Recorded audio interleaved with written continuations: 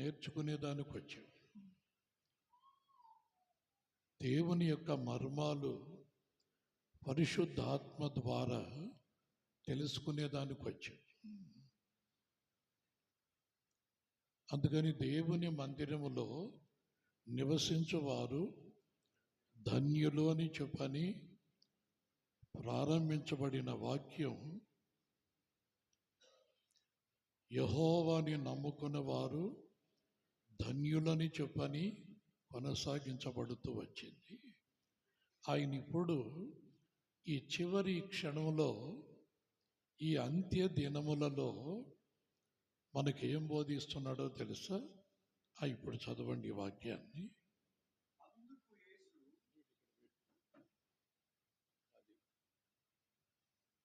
చదువు. అందుకు యేసు, ఇంత కొంతకాలము వెలుగు మీ మధ్య ఉండును, చీకటి మిమ్మల్ని కమ్ముకొనకుంటున్నట్లు మీకు వెలుగు ఉండగానే నడువుడి. చీకటిలో నడుచువాడు తాను ఎక్కడికి పోవచ్చున్నాడో ఎరుగడు. మీరు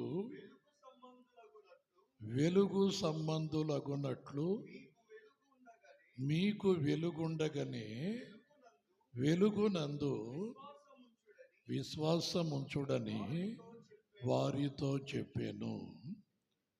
బాప్తిసం పొందాము, పరిశుద్ధాత్మ చేత నింపబడ్డాం, ఆత్మతో సత్యముతో దేవునిని ఆరాధిస్తున్నాం. గనుక వీళ్ళెవరు? వెలుగు సంబంధులు. కానీ భయంకరమైనటువంటి ప్రమాదం రాబోతుంది. చీకటి కమ్ముకుంటూ ఉంది. మీకు తెలుసు కదా, భూమిని చీకటి. నేను ప్రారంభిస్తా, మీరు కొనసాగించండి. ఆత్మ సంబంధమైనటువంటి పాటలు మనం ఎప్పుడూ జ్ఞాపకం చేసుకుంటూ ఉండాలి. ఆరాధనకి సంబంధించిన పాటలు, అంతేగాని డ్యాన్స్ ప్రోగ్రాం పాటలు కాదు. ఎలా ఈ పాట? అదే కదా, ఆ పాటే కదా. 7 దీపస్తంభముల మధ్య సంచరించెడి నా యేసయ్యా,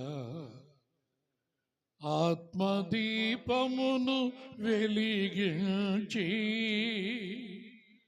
ప్రకాశింప చేయువాడా, 7 దీపస్తంభముల మధ్య సంచరించెడి నా యేసయ్యా.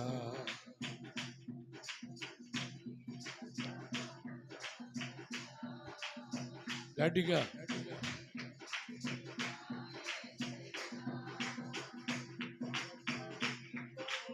వెలిగించి ప్రకాశింప చేయువాడా, ఆత్మదీపమును వెలిగించి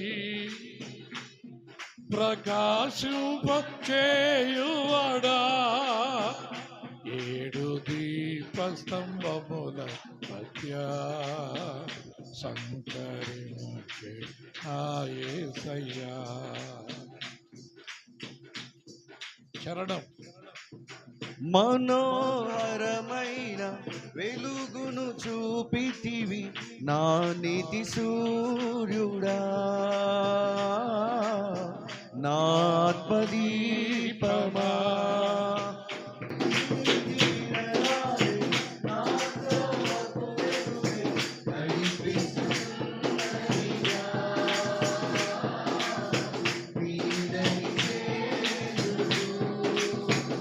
భూమిని చీకటి కమ్ముచున్నదని నీ మందను త్వరగా నడిపించుచుంటివా. కలతలు లేని కన్నీరు రాని కలవరములు లేని తేజో నివాసములో నన్ను చేర్చుటే నిత్య సంకల్పమా.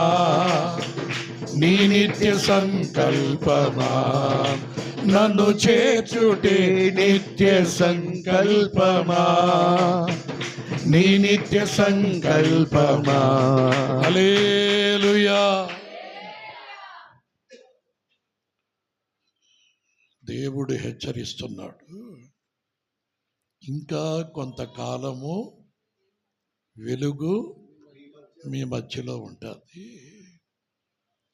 అటు తర్వాత భూమిని చీకటి కమ్ముతుంది. వెలుగు ఉండగానే మీరు వెలుగుని విశ్వసించండి. మీ విశ్వాసము చీకటిలో కూడా వెలుగు ప్రకాశింపేటట్లుగా చేస్తుంది. హల్లెలూయా. భూమిని చీకటి కమ్ముతుంది,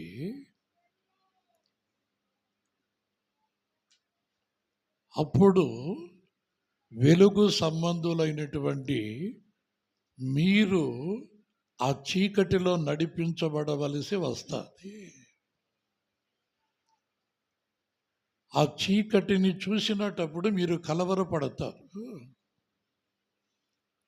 ఆ శ్రమలలో నడిపించబడేటప్పుడు, ఆ చీకటి అన్నటువంటి శ్రమలలో నడిపించబడేటప్పుడు మీరు కలవరపడతారు గనక వెలుగునందు విశ్వాసం ఉంచండి. వెలుగునందు విశ్వాసం ఉంచితే మీ విశ్వాసము ఆ చీకటిలో కూడా మీ త్రోవకి వెలుగిస్తుంది. వెలుగై ఉన్నటువంటి వాక్యాన్ని మీరు విశ్వసించారనుకో, ఆ వాక్యం చీకటిలో కూడా మీకు వెలిగిస్తుంది. అప్పుడు మీరు కలవరపడరు. హల్లెలూయా. హల్లెలూయా. భూమిని చీకటి కమ్ముచున్నదని నీ మందను త్వరగా నడిపించుచుంటివా. కలతలు లేని కన్నీరు రాని కలవరములు లేని తేజో నివాసములో నన్ను చేర్చుటే నిత్య సంకల్పమా. నీ నిత్య సంకల్పమా. హల్లెలూయా. కనుక మన పట్ల ఈ మందిర వార్షికోత్సవం సందర్భంలో 7 దీపస్తంభాల మధ్య సంచరిస్తున్నటువంటి వెలుగై ఉన్నటువంటి వాక్యమై ఉన్న దేవుడు ఆయన ఉద్దేశాన్ని బయలుపరుస్తున్నాడు. హల్లెలూయా.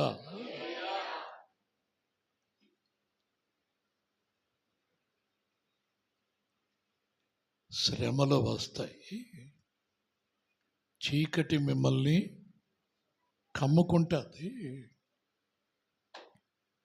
సాతాను సంబంధమైనటువంటి అనేక సమస్యలు మీకు ఎదురవుతాయి. ఆ పరిస్థితుల్లో మీరు విశ్వసించినటువంటి వాక్యమై ఉన్న దేవుడు ఆ చీకటిలో మీకు వెలుగుని దారి చూపిస్తాడు. కన్నీరు లేని, కలతలు లేని ఆ రాజ్యానికి మీరు నడిపించబడతారు. హల్లెలూయా. గనుక సంఘము క్షేమాభివృద్ధి పొందాలి అని చెప్పనంటే మన జీవితాల్లో కొన్నిసార్లు సూర్యుడు అస్తమిస్తాడు, వెలుగు ఉండదు. కానీ వాక్యమై ఉన్న దేవుడు, మనం విశ్వసించినటువంటి యేసయ్య మనకు తోడుగా ఉంటాడు. అలాంటి సమస్యల మధ్యలో, శ్రమల మధ్యలో ఆయన మనకు ధైర్యం ఇస్తాడు. మన విశ్వసించిన పరిశుద్ధాత్మ దేవుడు, నేను పరిశుద్ధాత్మని పొందుకున్నాను, పరిశుద్ధాత్మ చేత నింపబడ్డాను, పరిశుద్ధాత్మ దేవుడు నన్ను బలపరుస్తున్నాడు, పరిశుద్ధాత్మ దేవుడు నాకు ధైర్యం ఇస్తున్నాడు, పరిశుద్ధాత్మ దేవుడే నా ముందు నడుస్తున్నాడు. ఇవన్నీ విశ్వాస సంబంధమైన మాటలు. మనం కృంగిపోతున్నటువంటి ఆ క్షణాలలో మన విశ్వాసమే మనకు ధైర్యాన్ని కలిగిస్తుంది. మనం నమ్ముకున్న దేవుడే మన ముందు నిలిచినట్లుగా మన దర్శనాన్ని చూస్తాం. ఏంటి, మన ముందు ఒక దేవుని దూత మన ముందు నడుస్తున్నట్లు, మార్గాన్ని చూపుతున్నట్లు ఆత్మ సంబంధమైన దర్శనంతో మనం నడిపించబడదు. మరొక మాట ఏమిటో తెలుసా? చదవండి. యోహాను సువార్త 12వ అధ్యాయం 46, 47. యోహాను సువార్త 12వ అధ్యాయం 46, 47. చదువు. నాయందు విశ్వాసముంచు ప్రతివాడు చీకటిలో నిలిచియుండకుండునట్లు నేను లోకమునకు వెలుగుగా వచ్చి ఉన్నాను. హల్లెలూయా, హల్లెలూయా. చూడండి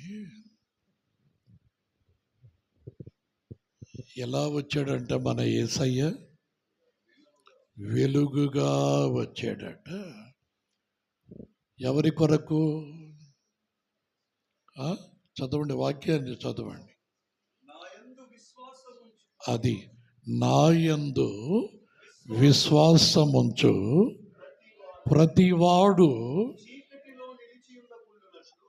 చూడండి, నాయందు విశ్వాసముంచు ప్రతివాడు చీకటిలో నిలిచి ఉండకుండున్నట్లు నేను వెలుగుగా వచ్చి ఉన్నాను. చీకటిలో నిలిచి ఉండకూడదు. నా యందు విశ్వాసం ఉంచే విశ్వాసులు చీకటిలో నిలిచి ఉండకూడదు. కానీ ఈ లోకం ఎలా ఉంది? చీకటి కమ్ముకొని ఉంది. అనేక మంది చీకటిలో నడుస్తున్నారు. వాళ్ళు ఎక్కడికి వెళుతున్నారో వాళ్ళకి అర్థం కావటం. ఏడు దేవుని మందిరం ఉంది ఇక్కడ, కానీ దేవుని మందిరం కనిపించటం లే. ఎక్కడికి వెళుతున్నారో అర్థం కావటం లే. కానీ దేవుని బిడ్డలు కూడా ఉన్నారు. వాళ్ళు ఇంటి దగ్గర బయలుదేరితే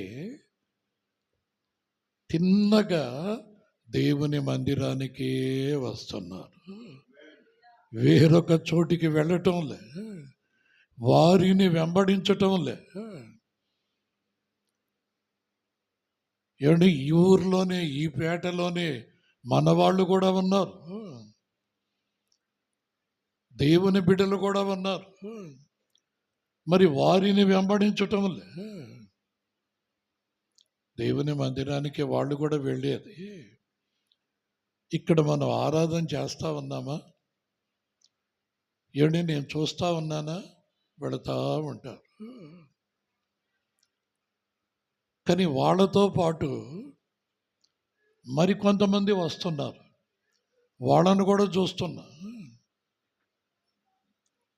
కానీ వాళ్ళు తిన్నగా ఎడుకొస్తున్నారు. హల్లెలూయా. కారణం ఏమిటి అని చెప్పనంటే, వెలుగు ఉండగానే వెలుగుని విశ్వసించువాళ్ళు, పరిశుద్ధాత్మ దేవుడు ఈ భూమి మీద ఉండగానే, సంఘాన్ని సిద్ధపరుస్తూ ఉండగానే, సంఘాన్ని ప్రభు రాకడికి తీసుకుని వెళ్ళుటకు సంఘములో ఆయన నిలిచి అనేక మందిని ఆత్మతో ఉజ్జీవపరుస్తూ ఉన్నప్పుడే ఆ ఉజ్జీవములోనికి నడిపించబడుతున్నటువంటి వారు మరికొంతమందికి ఆ ఉజ్జీవం వినిపించటం లేదు.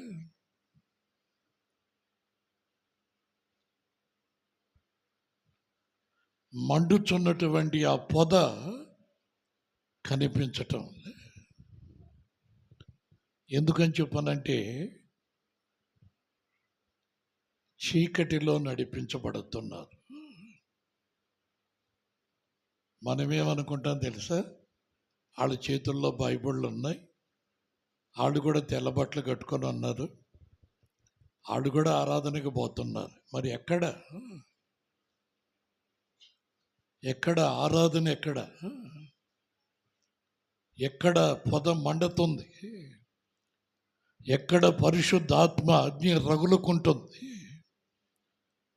ఎక్కడ పరిశుద్ధాత్మ అభిషేకపు మాటలు వినబడుతున్నాయి? ఎందుకు కొంతమంది చెవులు మూతబడ్డాయి?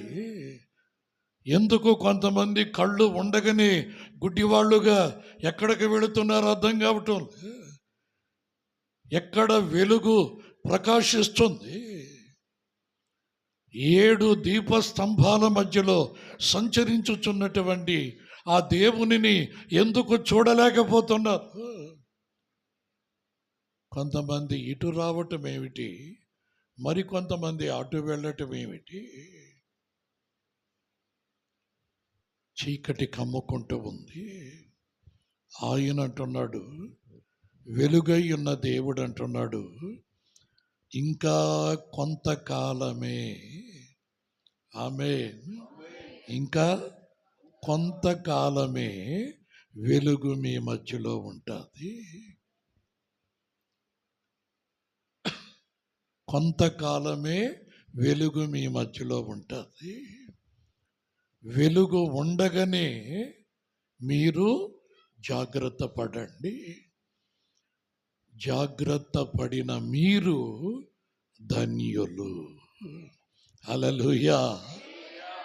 ఏమండి, ఇలాంటి మనుషుల మధ్యలో ఉంటానే, ఆ మనుషులతో నడిపించబడతానే, ఏంటి వాళ్ళ బంధువులై ఉన్నా కానీ, వాళ్ళు మనకు రక్త సంబంధీకులై ఉన్నా కానీ మాతో కూడా రాకూడదు అని చెప్పానంటే, లేదు, మీరు వెళ్ళండి, మీరు వెళ్ళే చోటికి మీరు వెళ్ళండి, మాకు ఒక చోటు ఉంది, అక్కడ పొద మండుతా ఉంది. హల్లెలూయా. ఆ పొదలో నుంచి దేవుని మాట వినబడతా ఉంది. ఇది పరిశుద్ధమైన స్థలం. నీ చెప్పులు విప్పి పక్కన పెట్టు మోషే.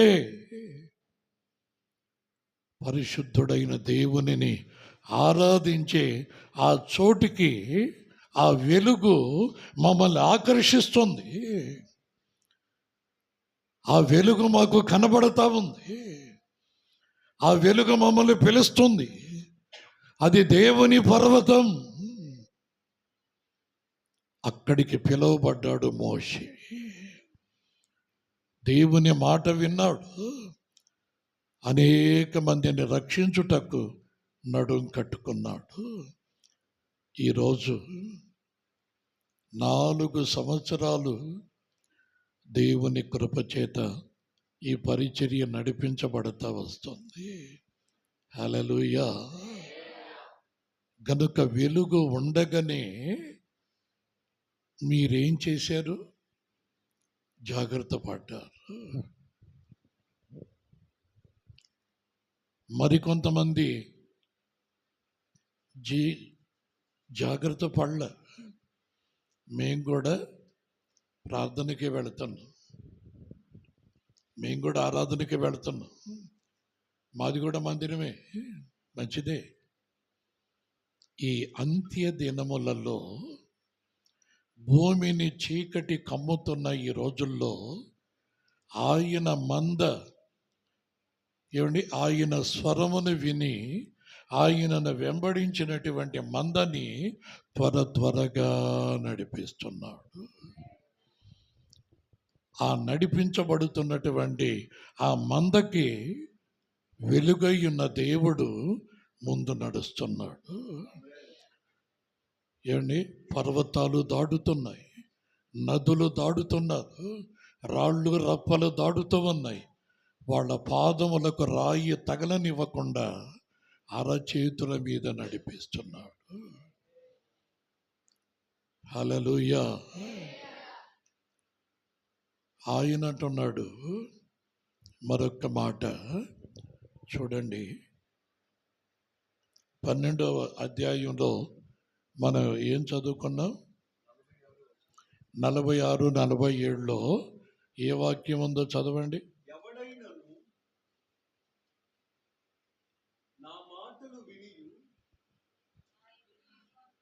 ఎవడైనను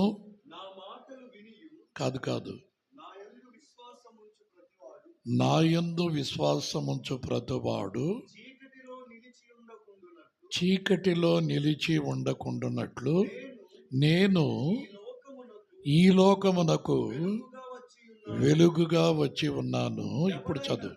ఎవడైనను నా మాటలు వినియు వాటిని గైకొనకుండిన ఎడల నేనతనికి తీర్పు తీర్చను. నేను లోకమునకు తీర్పు తీర్చుటకు రాలేదు గాని లోకమును రక్షించుటకే వచ్చి తిని. హల్లెలూయా. చూడండి, ఆ వెలుగుని చూసినటువంటి మీరు రక్షించబడ్డారు. దేవుని మందిరములోనికి, దేవుని మందలోనికి చేర్చబడ్డారు. వెలుగులో నడిపించబడుతున్నారు. కానీ మన కుటుంబంలో ఇంకా కొంతమంది ఉన్నారు కదా, మన రక్త సంబంధికులు ఉన్నారు కదా, ఈ ప్రాంతంలో ఇంకా కొంతమంది ఉన్నారు కదా, ఇంకా నామకార్థమైనటువంటి క్రైస్తవులు చీకటిలోనే నడిపించబడుతున్నారు కదా. మరి వాళ్ళ పరిస్థితి ఏమిటి? చూడండి, మన యేసయ్య ఎంత ప్రేమ కలిగిన వాడు. నా మంద నా స్వరాన్ని విని నన్ను వెంబడిస్తున్నటువంటి నా మంద నాకు చాలు, వీళ్ళని తీసుకుని వెళ్ళిపోతా, పరలోకంలో పెట్టేస్తా. ఈ నామకార్థమైనటువంటి వాళ్ళు ఉన్నారే, ఆడ నాశనమైపోని, వరదల్లో కొట్టుకొని బాని, ఏమైనా అనిపోయింది, నాకు అనవసరం.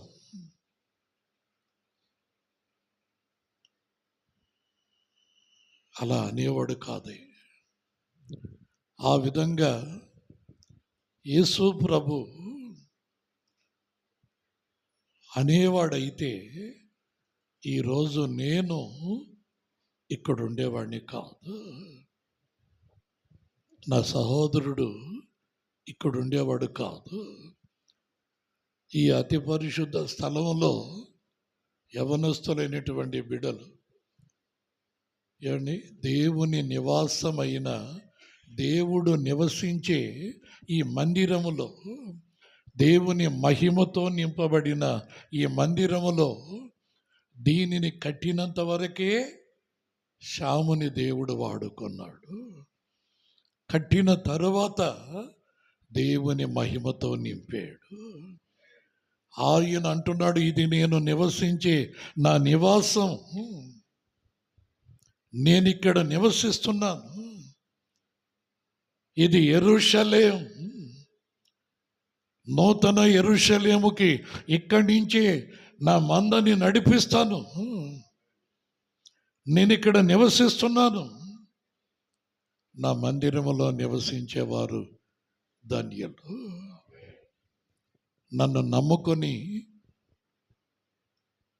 నన్ను విశ్వసించినటువంటి నా బిడ్డలు ధన్యులు. వారు చీకటిలో నిలవకుండునట్లు వారికి వెలుగుగా నేను ఉన్నాను. మంచిదే, కానీ ఆయన అంటున్నాడు, పెద్ద కుమారుడా, మరి చిన్నోడేట్రా? చిన్న కుమారుడు ఎక్కడ? వాడ నీ ఆస్తిని పంచుకొని వాడు ఇష్ట ప్రకారం తాగి తిరిగి తిని నాశనం చేశాడు. మరి వాడిని అడుగుతున్నావే? పెద్దోడా చిన్నోడేడ్రా? హేబేలు, కయ్యూను, యాకోబు. చూడండి, ఏ ఒక్కరూ నశించిపోయే ఆ పరిస్థితుల్లో విడిచిపెట్టేవాడు కాదు. నిన్ను నన్ను ఈ స్థలములో నిలిపిన ప్రేమామయుడైన యేసు. హల్లెలూయా. చీకటి కెరటాలలో కృంగిన వేళలో ఉదయించెను నీ కృపనాయదలో, చెదరిన మనసే నూతనమాయన. ఉదయించెను నీ కృపనాయద.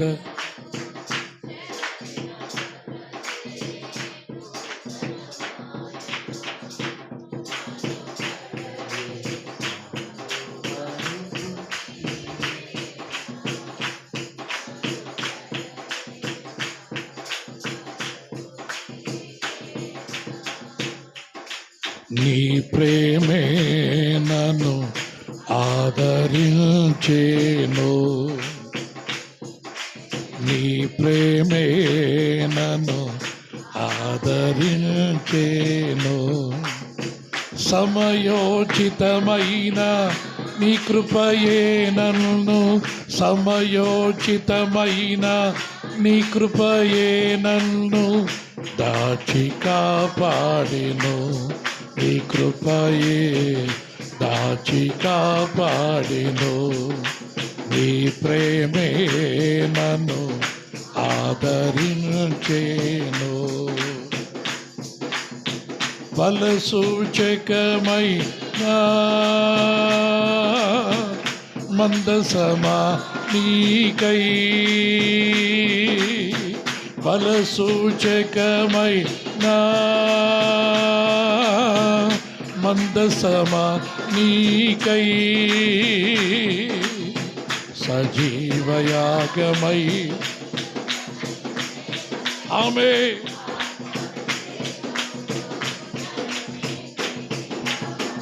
సజీవయాగమై యుక్తమైన సేవకై ఆత్మాభిషేకముతో నన్ను నింపితివా. సంఘక్షేమము నా ప్రాణమాయనా, సంఘక్షేమము నా ప్రాణమాయనా. నీ ప్రేమే నన్ను, నీ ప్రేమే నన్ను ఆదరించేను. సమయోచితమైన నీ కృపయే నన్ను, సమయోచితమైన నీ కృపయే నన్ను దాచి కాపాడెను. హల్లెలూయా. దాచి కాపాడెను, నీ కృపయే దాచి కాపాడెను. కృపా కృపా కృపా కృపా ఇంతవరకు దాచిన నీ కృపా, నీ కృపా, నీ కృపా ఇంతవరకు దాచిన నీ కృపా, నీ కృపా, నీ కృపా, నీ కృపా, కృపా, కృపా. ఇది నీ కృపా, ఇది నీ కృపా, ఇది నీ కృపా, ఇది నీ కృపా. నీ ప్రేమే నన్ను ఆదరించేను, నీ ప్రేమే నన్ను ఆదరించేను. సమయోచితమైన గ్లోరీ, హల్లెలూయా.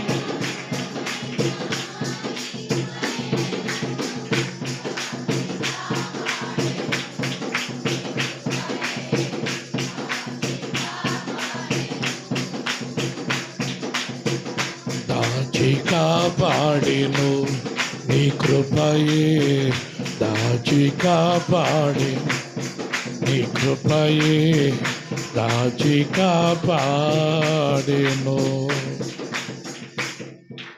హల్లెలూయా.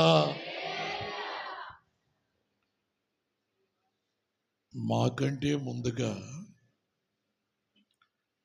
ఎంతో మంది రక్షించబడ్డారు, ఎంతో మంది ఆశీర్వదించబడ్డారు. గొప్ప గొప్ప సేవకులు దేవుని కొరకు నడుం కట్టుకొని సమర్పించుకొని దేవుని కొరకే జీవించిన సేవకులు. కానీ వారితో మమ్మల్ని పోల్చుకోవటం లేదు. కానీ ఈ అంత్య దినాలలో, ఈ కడవరి రోజుల్లో కూడా మమ్మల్ని రక్షించుకున్న దేవునికే స్తుతి చెల్లిస్తున్నా.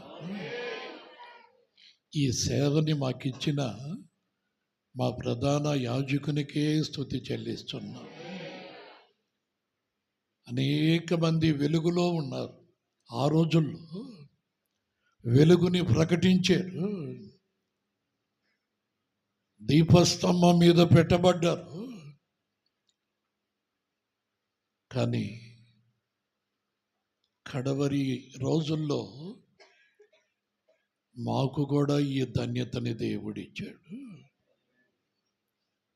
చూడండి, ఈ వాక్యంలో ఆయన అంటాడు, నా మాటలు విని వాటిని గైకొనకుండా ఉన్నారే వారిని వారికి తీర్పు తీర్చుటకు నేను రాలా. నా మాటలు విన్నారు, వాటిని గైకొనల, నన్ను త్రోసేశారు, రక్షణను కాలదనుకున్నారు, వెలుగుని పోగొట్టుకున్నారు, చీకటిలోనే బ్రతుకుతున్నారు. కానీ వాళ్ళకి తీర్పు తీర్చుటకు నేను రాను, వాళ్ళని రక్షించుటకే నేను వచ్చాను. హల్లెలూయా. ఆ యొక్క ప్రేమ మమ్మల్ని ఆవరించింది, ఆ ప్రేమ మమ్మల్ని రక్షించింది. మీతో పాటు మేము కూడా ఈ చోట కూర్చునేటట్లు చేసింది. ఒకవేళ ఆయనే మమ్మల్ని త్రోసేసి ఉంటే, ఆయనే ఆ రోజుల్లోనే మరి నువ్వు త్రాగుబోతువురా, నువ్వు అపవిత్రుడువురా, నువ్వు అసలు రక్షణకి పనికిరావురా, పరలోక రాజ్యంలో నువ్వు అడుగుపెట్టే అర్హత నీకు లేదురా, నువ్వు దుర్మార్గుడివి అని చెప్పని మనుషులు త్రోసేసినట్లుగా ఆయనే మమ్మల్ని త్రోసేసి ఉంటే, ఈరోజు ఆయన ప్రేమని పాడుకునే వాళ్ళమా, ఆయన కృపని ఎలుగెత్తి ప్రకటించే వాళ్ళమా? ఈరోజు ఈ మలిన వస్త్రాలలో బ్రతుకుతున్న మేము ఈ రక్షణ వస్త్రాలు ధరించుకునే అర్హత కలిగిన వాళ్ళమా? లేదు కదా. కానీ ఆయన తీర్పు తీర్చాల, ప్రేమే చూపించాడు, మా పట్ల దయని చూపించాడు, మమ్మల్ని క్షమించాడు. పందులతో సహవాసం చేస్తున్నటువంటి బ్రతుకుల్ని ఆయన రక్తం చేత కడిగాడు, ప్రశస్తమైనటువంటి వస్త్రాలు తొడిగాడు. ఈరోజు మధ్యాహ్నం ఆయన విందులో మాకు పాలు పంపులు ఇచ్చాడు. ప్రభు వల్ల ఆరాధనలో ఆ ధన్యతను కలుగు చేశాడు. కానీ కొంతమందికి అర్థం కాదు, అదేదో పాస్టమ్మ గారు చేసిన రొట్టె అని చెప్పని అనుకుంటారు. కానీ భూమికి ఆకాశానికి మధ్య వేలాడిన సంఘమనే ఆయన శరీరము, ఆయన శరీరం అనే సంఘములో మనందరమీ ఒక కుటుంబముగా ఉండాలని ఆయన వేలాడాడు, మరణించాడు. మనల్ని ఈ స్థితిలోనికి తీసుకొని వచ్చుటకు పునరుద్ధానపు శక్తితో లేచాడు. ఆయనను లేపిన పరిశుద్ధాత్మ చేత మనల్ని బలపరిచి ఆ ఆత్మ మనలో నివసించేటట్లు చేశాడు. ఒకరోజు చావుకు లోనైనటువంటి ఈ శరీరాలని ఆయన లేపి అమరత్వానికి తీసుకుని వెళతాడు. హల్లెలూయా, హల్లెలూయా. ఎంత ధన్యతనిచ్చాడో చూడండి. గనుక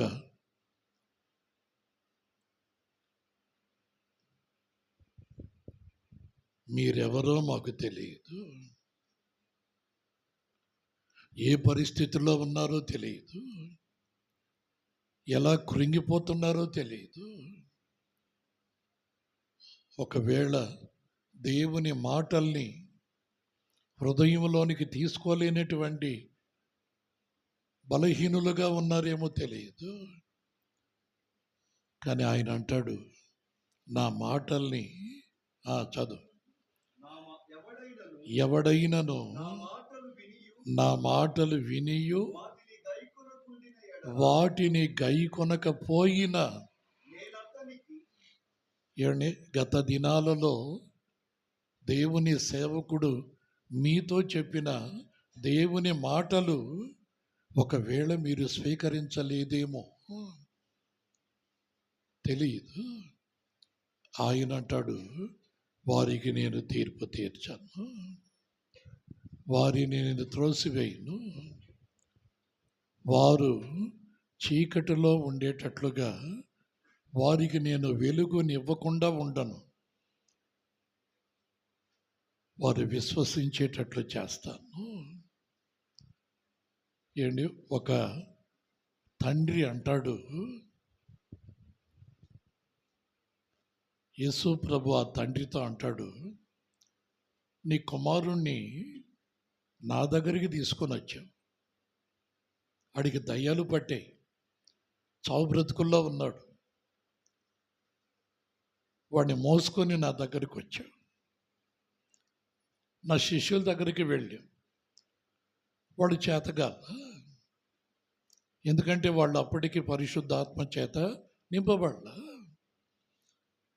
కానీ నీ వలన ఏమైనా అవుతాదేమో అని చెప్పి నా దగ్గరికి వచ్చావు. అసలు నీకు నమ్మకం ఉందా? నేను బాగు చేస్తానని నీకు నమ్మకం ఉందా అని చెప్పనంటే, నాకైతే లేదయ్యా, కానీ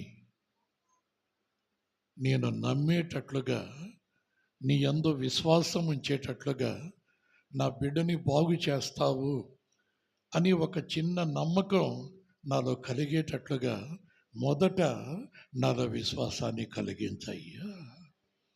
హల్లెలూయా.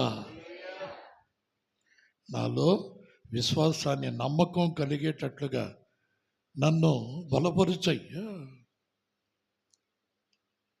ఎప్పుడైతే తండ్రికి విశ్వాసం కలిగేటట్లుగా యేసయ్య చేశాడో, తండ్రిలో ఉన్న విశ్వాసం ఆ బిడ్డని స్వస్థపరిచింది.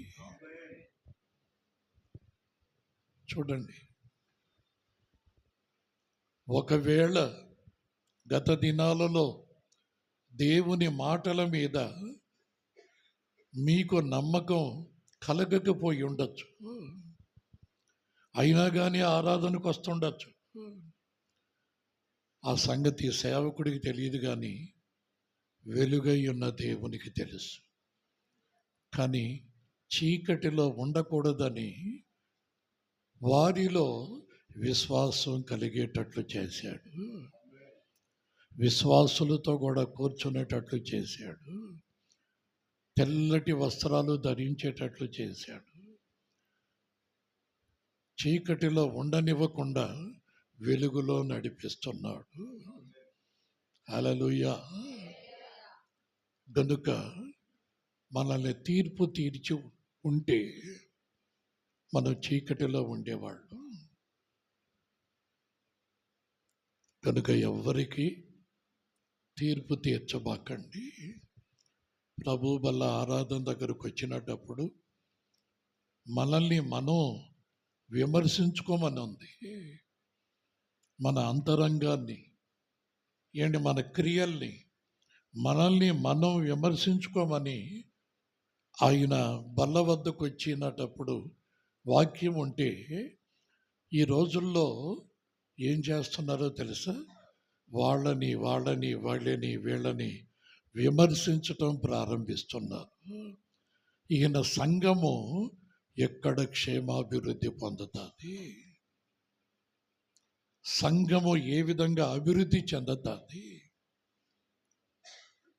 ఏమండి, సంఘము క్షేమాభివృద్ధి పొందాలి అని చెప్పనంటే అది నీ ద్వారానే, విశ్వాసి నీ ద్వారానే, సేవకుడా నీ ద్వారానే.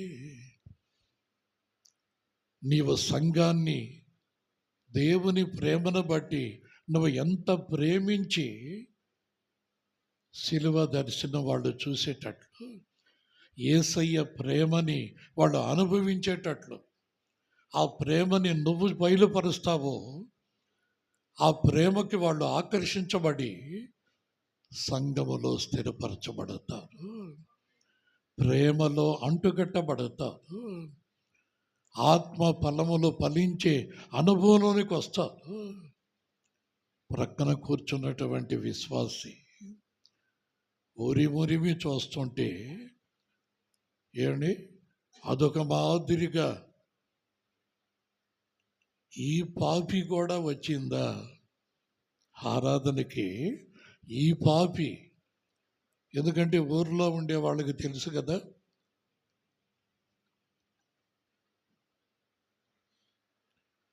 వాళ్ళు ఎలాంటి వాళ్ళు తెలుసు కదా. అందుకని అబ్బో ఈ భక్తురాలు మాకు ఆరాధనకు వచ్చింది అని చెప్పిన అన్నట్లుగా అదో మాదిరిగా చూస్తుంటే యేసయ్య నిన్ను చూస్తున్నాడు, నీ అంతరంగాన్ని చూస్తున్నాడు. అరే, నా వాక్యము వినినట్టుగానే ఉన్నది, సేవ చేస్తున్నట్టుగానే ఉన్నారు, వెలుగులో ఉన్నట్లుగానే ఉన్నారు, కానీ వాళ్ళ అంతరంగం చీకటితో ఉంది. వాళ్ళు ఇంకా చీకటిలోనే నిలిచి ఉన్నారు. నా బల్ల దగ్గరికి వచ్చి కూడా వాళ్ళని వాళ్ళు విమర్శించుకొని ఆ బలహీనతల్లో నుంచి విడిపించబడకుండా, సమాధాన పడకుండా వాళ్ళని వీళ్ళని విమర్శిస్తున్నారు. సంఘము ఎలా క్షేమాభివృద్ధి పొందుతుంది? నిన్ను సంఘములోనికి తీసుకొని వచ్చింది ఎందుకు? నిన్ను వెలుగుగా మార్చింది ఎందుకు? నిన్ను వెంబడిస్తున్న చీకటిని దూరపరిచి నిన్ను ఆశీర్వదిస్తున్నది ఎందుకు? బలహీనులుగా ఉన్న వాళ్ళని విమర్శించేదానికి. ఏమండి, నడవలేనటువంటి వారిని విమర్శించేదానికి. నువ్వు ఊతకర్రగా ఉండాలి కదా. ఒకవేళ 4 సంవత్సరాలు సంఘములో నువ్వు నిలిచి ఉంటే నీ ద్వారా ఒక్క ఆత్మైనా రక్షించబడిందా అని చెప్పని నిన్ను నీవు విమర్శించుకోవాలి. ఆమేన్, హల్లెలూయా. చూడండి, పరిశుద్ధాత్ముడు నువ్వు దీవించబడుదువుగాక, నువ్వు ఆశీర్వదించబడుదువుగాక అని చెప్పని ఏమిటి నీకు బిస్కెట్లు వేసేవాడు కాదు. ఏమండి, ఈ సంఘములో అబ్బో నువ్వు అని చెప్పని బిస్కెట్లు వేసేవాడు కాదు. నీ అంతరంగాన్ని విమర్శిస్తున్నాడు, నీ అంతరంగాన్ని చూస్తున్నాడు. నీలో ఉన్నటువంటి విశ్వాసం ఇంకొకరిని బలపరుస్తుందా? నీలో ఉన్నటువంటి వెలుగు ఆరిపోయినటువంటి ఇంకొక దీపాన్ని వెలిగిస్తుందా? ఆత్మ సంబంధమైనటువంటి ఆ ఫలాన్ని ఇంకొకరికి తినిపిస్తున్నావా? రుచి చూపిస్తున్నావా? యెహోవా ఉత్తముడని రుచి చూపిస్తున్నావా? నీ ద్వారానే సంఘము క్షేమాభివృద్ధి పొందాలి. హల్లెలూయా. మరొక్క మాటని మనం చదువుకుందాం. సంఘము క్షేమాభివృద్ధి పొందుటకు మీకు ఒక క్రొత్త ఆజ్ఞను ఇస్తున్నాను. హల్లెలూయా. సంఘము క్షేమాభివృద్ధి పొందుటకు, నీవు ఆత్మలో వర్ధిల్లుటకు, నువ్వు ఆత్మ ఫలములు ఫలించుటకు. ఏమండి, నేను కొన్ని మాత్రమే ఫలించాను. ఏమండి, 9 ఆత్మ ఫలాలలో అంతేనా? 9ఏనా?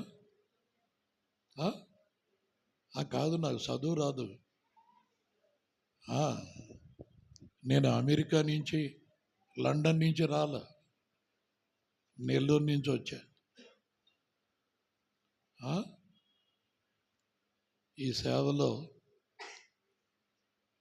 ఒకరోజు ఆకలితో శ్యామను పంపించి పులిహోర పొట్టం ఒకటి ఎత్తుకురమ్మాను. ఆడావిడిగా తెచ్చాడు.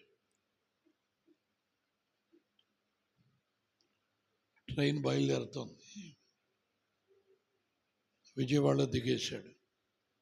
ఇంక నేను ఒంటరిగా వెళ్ళాలి. ఆ పులిహోర పొట్లం విప్పుకున్నా. పులిహోర అంటే నాకు ఇష్టం. పులిహోర పొట్లం విప్పుకొని వాటర్ బాటిల్ పెట్టుకొని తిందామని ఇప్పితే విజయవాడలో ఉండే పురుగులన్నీ దాంట్లో ఉన్నాయి. 10వ నంబర్ ప్లాట్ఫారంలో ఉంది నా ట్రైన్. అటువైపు ఉండే పురుగులన్నీ దాంట్లో ఉన్నాయి. ఏమంటే హడావుడిగా వేసి పొట్లం కట్టి ఇచ్చేసాడు. సరే విప్పి పెట్టుకున్నా. పురుగుల్లారా, నా మాటిని అందరూ బయటికి వెళ్ళిపోండి. పోవటంలే. ఏయ్ బయటబా అని చెప్పంటే ఒక్కొక్కటి పులిహోరలో నుంచి బయటకు వస్తుండే. సరే కొన్ని వెళ్ళిపోయినాయి కదా అని చెప్పని హడావుడిగా తిందామని చెప్పని అటు పెట్టుకుంటే పాసిపోయిన కప్పు. ఒకవేళ మీరు అనుకోవచ్చు, పులిహోర అంటే నీకు ఇష్టం కదయ్యా, తినచ్చు కదా అని చెప్పని అనుకోవచ్చు. అమ్మో అంటారు కూడా. ఏమండి, ఇంక నేను బతకాలనో సావాలనో నాకు అర్థం కాదు. తెనాలి జంక్షన్ వరకు దాన్ని అలాగే పెట్టుకున్నా. తిందామనుకుంటే పరిస్థితి అలా ఉంది. శ్యామని జ్ఞాపకం చేసుకున్నా. ఎందుకు? ఒక ముద్ద పెడదామని. ఏమండి, మరి ఆడికేం తెలుసు సాతానుడు ఈ విధంగా సేవకుల ఆకలితో ఆడుకుంటాడని వాడికేం తెలుసు? అందుకని ప్రభువా నీ స్తోత్రం అని చెప్పని మెల్లిగా తెనాలి జంక్షన్ వచ్చింది. నేను ఆ కిటికీలో నుంచి అలా చూస్తే కుక్క నా సైజు వస్తుంది. ప్లాట్ఫారం మీద కుక్క నా సాయినే చూస్తుంది. ఆ ముందుండేవాడు సాయి చూడటం నేను గమనిస్తున్నా. వాడు కూడా కిటికీలోని చూస్తున్నాడు కదా, వాడు సాయి చూడొచ్చు కదా. లేలే, నా సాయినే చూస్తుంది. ఎందుకంటే నా మీద దానికి అంత నమ్మకం. దానికి అర్థమైపోయింది, దేవుడు దర్శనం ఇచ్చాడు కాలేబుకి. ఆ పొట్లం అలాగే ఆ ప్లాట్ఫారం మీద వేసా. ఆ ప్లాట్ఫారం మీద వేస్తే అది పొళ్ళు తెరిచి అని ఆ పొట్లం తిన్నది. ఓహో, శ్యామ్ బ్రదరు నీకు ఇచ్చాడు కావాలా, నీ కోసం తెచ్చాడు. మీటింగ్కి రాకుండా ఉంటానా అప్పుడు చెప్తా అని చెప్పి అనుకున్నా. ఇక నా రాత్రిపూట తెనాల్లో కూడా దొరకల. బాగా గమనించండి. ఇలాంటి పరిస్థితులు ఎన్నో చెప్పగలను, కానీ ఇదంతా దేవుడు నాకు ఆకలితో చంపాడు, లేకపోతే నన్ను ఈ విధంగా అని చెప్పటం. ఈ వాక్యంలో మనం ఒకసారి చదువుకుంటే చూడండి, యోహాను సువార్త 13వ అధ్యాయం 34వ వాక్యం. మీరు ఒకరినొకడు ప్రేమింపవలెనని మీకు క్రొత్త ఆజ్ఞ ఇచ్చుచున్నాను. ఈ వార్షికోత్సవ సందర్భంలో మీకు రాబోయే రోజుల్లో సంఘము క్షేమాభివృద్ధి పొందాలి, సేవకులు క్షేమంగా ఉండాలి, నూతన ఆత్మలు నడిపించబడాలి. ఒకవేళ దేవుని కృపను బట్టి నేను బ్రతికుంటే మరలా వచ్చే సంవత్సరం వార్షికోత్సవానికి వస్తాను. ఏమండి, అప్పుడు మందిరం ఎలా ఉండాలా? మందిరం ఎలా ఉండాలి? కొన్ని మందిరాలకి వెళుతుంటా ఫ్యాన్ వేసిన వెంటనే పట పట పట పట పట పట పట పట. ఎందుకు? డెకరేషన్లు. ఎందుకంటే వార్షికోత్సవం. కానీ దేవుని కృపను బట్టి మందిరాన్ని పర్వతం మీద మండుచున్న పొదగా దేవుడు పెట్టాడు. హల్లెలూయా. సేవకుడైన మోషేతో, శ్యామ్తో దేవుడు మాట్లాడటం ప్రారంభించి ఆ మాటలు ఇశ్రాయేలులైన మీకు బోధిస్తున్నాడు. ఏ వాక్యం చదువుకున్నా మనం? మీరు ఒకరినొకరు ప్రేమింపవలెనని మీకు క్రొత్త ఆజ్ఞ ఇచ్చుచున్నాను. హల్లెలూయా. మీరు ఒకరిని ఒకరు ప్రేమింపవలెనని క్రొత్త ఆజ్ఞ ఇచ్చుచున్నాను. ఎందుకు ఇచ్చాడు ఈ ఆజ్ఞ? ఏమండి? ఆజ్ఞ అతిక్రమం పాపం. పాపములో ఉన్నవాడు చీకటిలో ఉంటాడు. ఆ చీకటి కమ్ముకోకూడదని వెలుగై ఉన్న దేవుడు వాక్యాన్ని బయలుపరుస్తున్నాడు. మీరు వెలుగు సంబంధులే, కానీ చీకటి మిమ్మల్ని కమ్ముకుంటుంది. ఆ సమయంలో మీరు అవిశ్వాసులు కాకూడదు. మీ విశ్వాసము మీకు వెలుగు మార్గం చూపించాలి. ఆ చీకటిలోనే మీరు వెలుగులో నడిపించబడేటట్లుగా పరలోకానికి నువ్వు రావాలి. సంతోషంగా ఉండాలి. శ్రమలలో పుటమి వేయబడుతూ శుద్ధ సువర్ణంగా మార్చబడుతూ దేవుని పోలికలో అనేక మందికి నువ్వు కనబడి దేవుని మహిమపరచాలి. ఆమేన్. గనుక ఆయన అంటున్నాడు, నేను అన్ని ఆజ్ఞలను పాటిస్తున్నాను అని చెప్పని ఒకడు వచ్చి పరలోకానికి నన్ను తీసుకొని పో, ఇంకా నాకు ఏం కొదువు ఉంది అని చెప్పనంటే నీకు ఒకే ఒక కొదువురా బాబు. అదేమిటో తెలుసా? నీ ఆస్తిని పేదలకిచ్చి అమ్మేసి నన్ను వెంబడించు. హల్లెలూయా. ఏమండి? గుండె జారి గల్లంతయింది.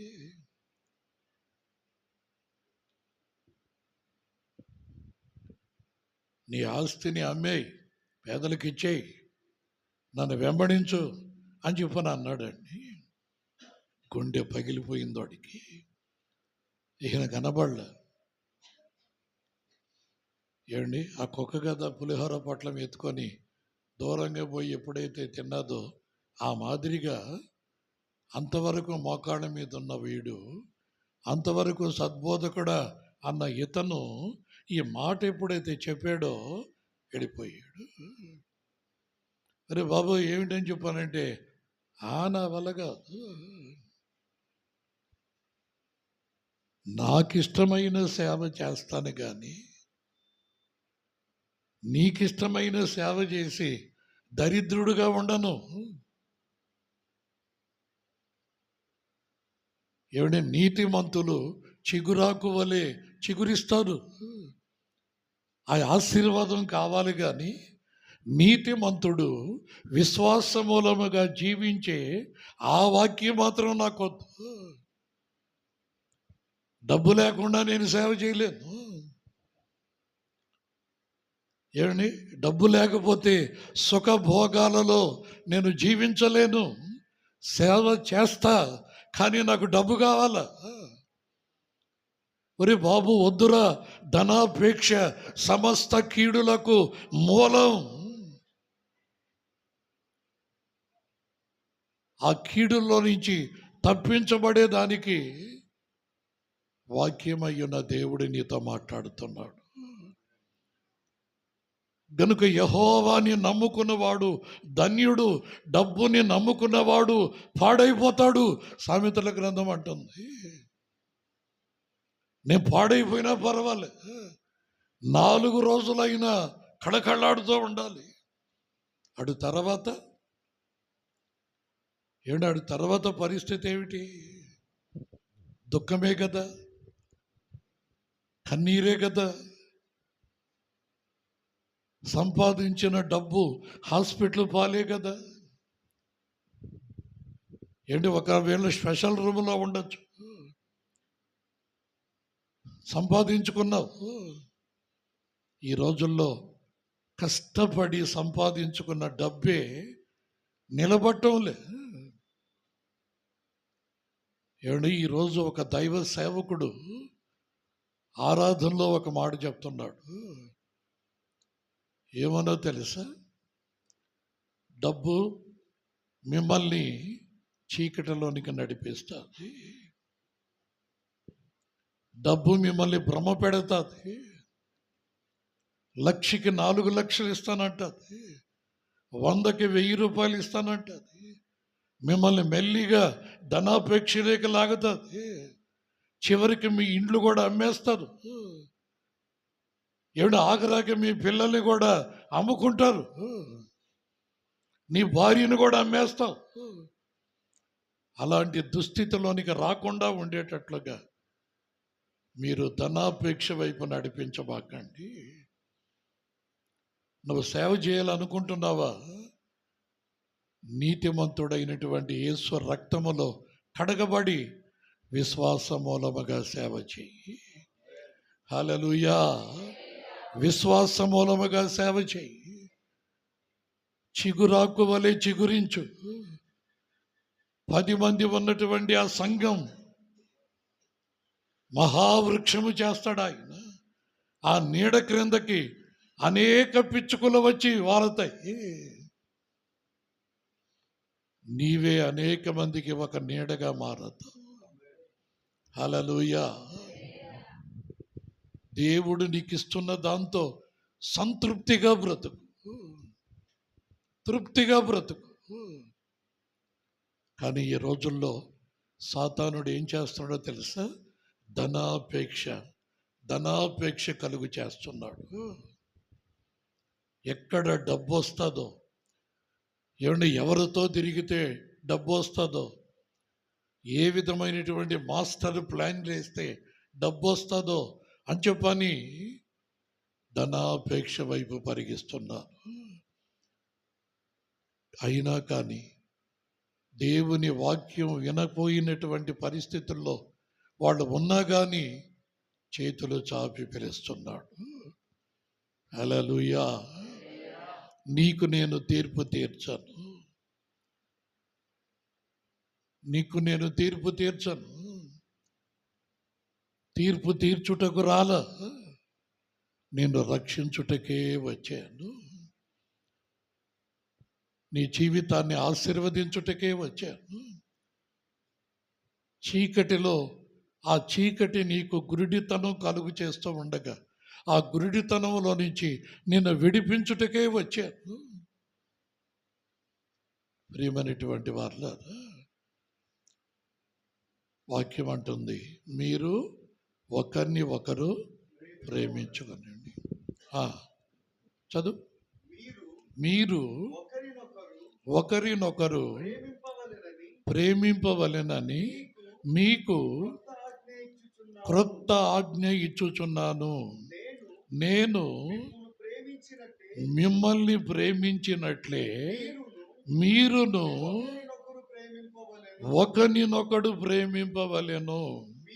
మీరు ఒకని ఎడల ఒకడు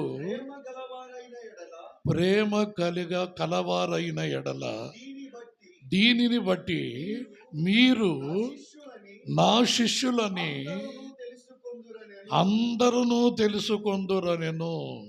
దీనిని బట్టి మీరు నా సేవకులని అందరూ తెలుసుకుంటారు. మీరు వేసుకున్న డ్రెస్సులను కాదు, మీరు తిరుగుతున్న కార్లను కాదు, మిమ్మల్ని బట్టి కాదు, మీరు పొందుకున్న పరిశుద్ధాత్మ ద్వారా మీలో ఉన్న ఆ ప్రేమ ఒకరిని ఒకరు ప్రేమించటం, దేవుని సన్నిధికి వచ్చినటువంటి నలిగిపోతున్నటువంటి వారిని, కృంగిపోతున్న వారిని, మోడుబారినటువంటి వారిని ప్రేమిస్తున్నారే, దేవుని ప్రేమని కనపరుస్తున్నారే, ప్రేమతో వాళ్ళని పలకరిస్తున్నారే, యేసు వైపు నడిపిస్తున్నారే. మీరు వారిని ప్రేమించుట ద్వారా అనేక మంది మీరు దేవుని సేవకులని గుర్తుపడుతున్నారు. హల్లెలూయా. ఇది దేవుని సంఘము, ఇది ప్రేమకు ఆలయం. ఇక్కడ దేవుని ప్రేమ ప్రకటింపబడుతుంది. మోడుబారిన బ్రతుకులు చిగురిస్తాయి అని చెప్పని అనేక మంది మీలో ఉన్న ప్రేమను చూసి వీళ్ళు దేవుని సేవకులు, దేవుని శిష్యులు. ఒకవేళ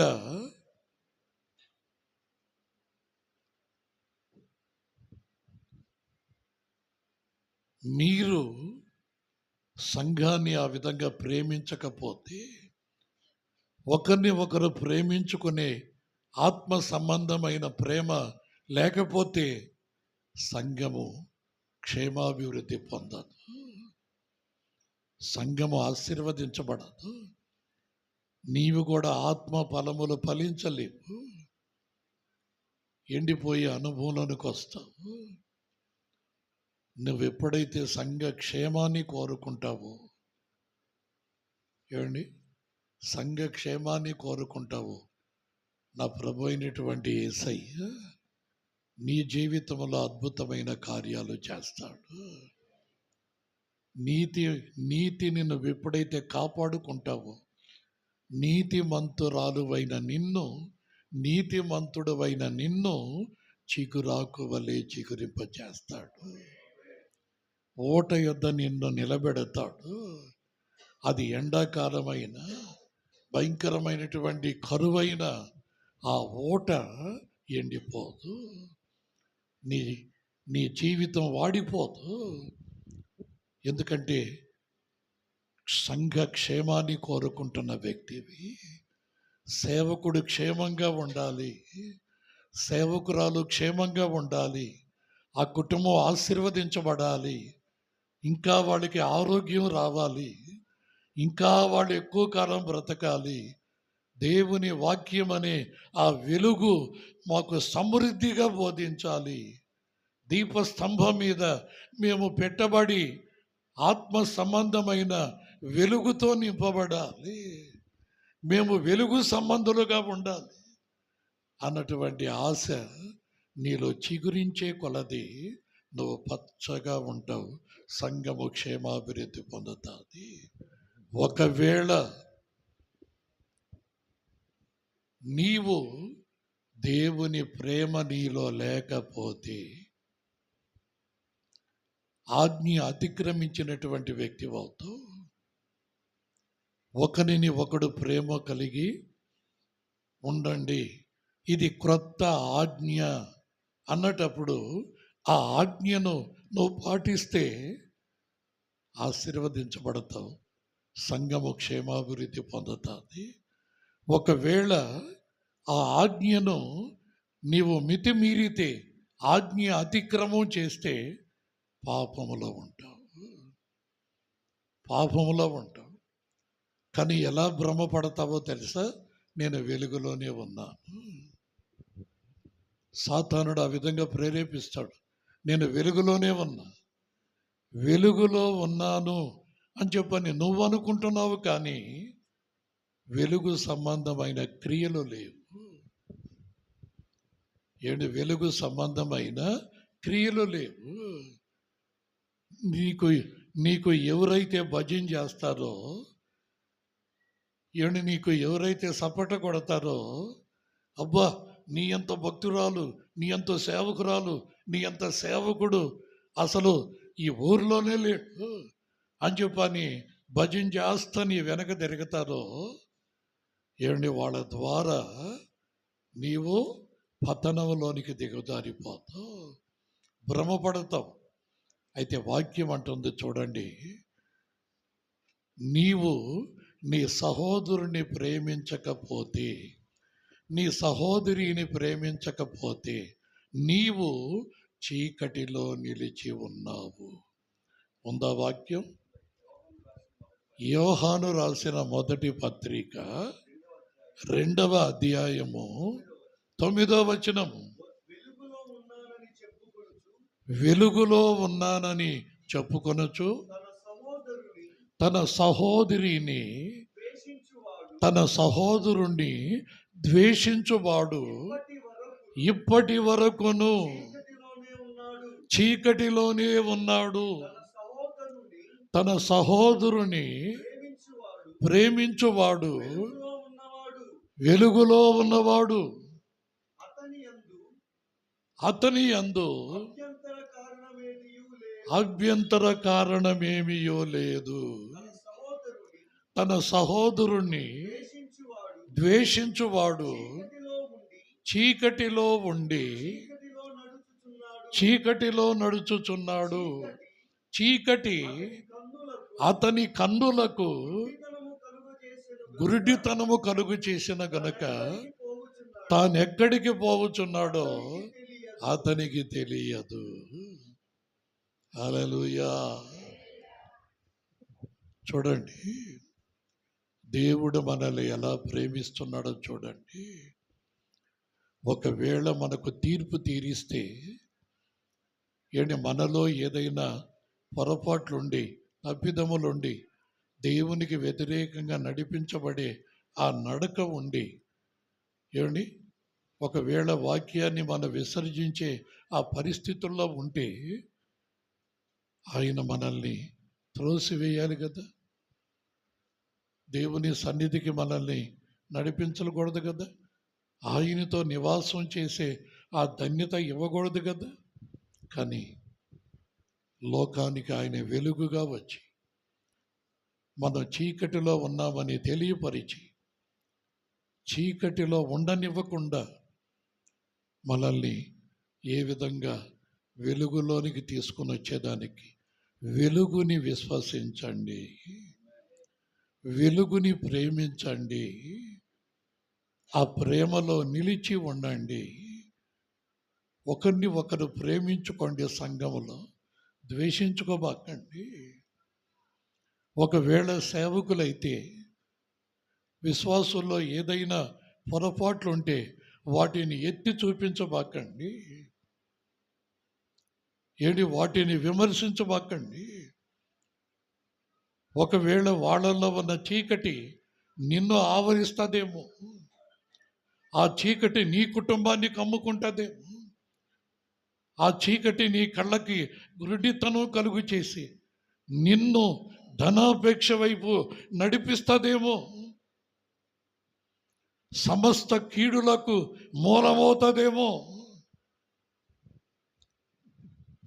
అసలు నువ్వు సేవకుడివేనా, నువ్వు సేవకురాలివే అని చెప్పని అనేక మందిలో కించపరిచేటట్లుగా ఉంటుందేమో.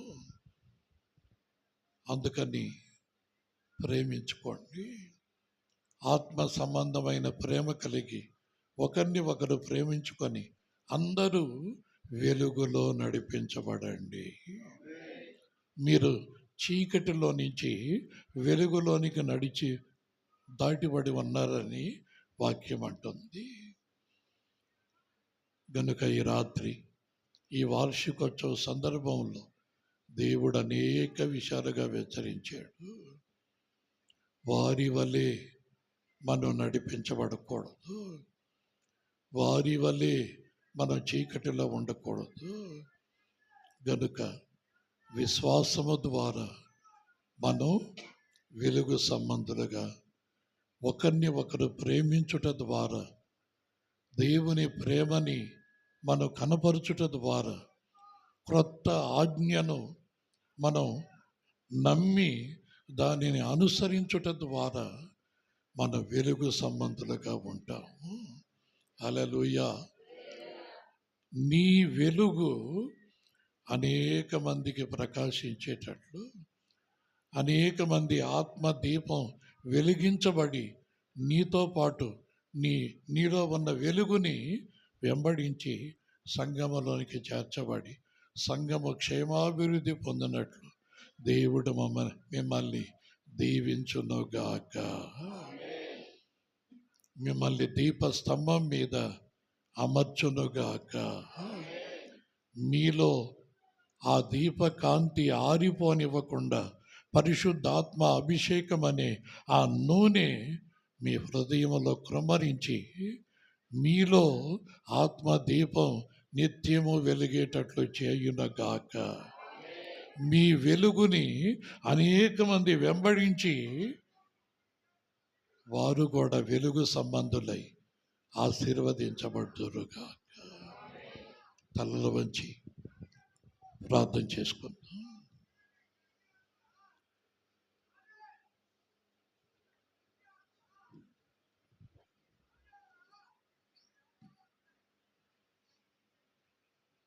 ప్రార్థనలో ఉండండి. ముగింపులోనికి మనం వచ్చాం.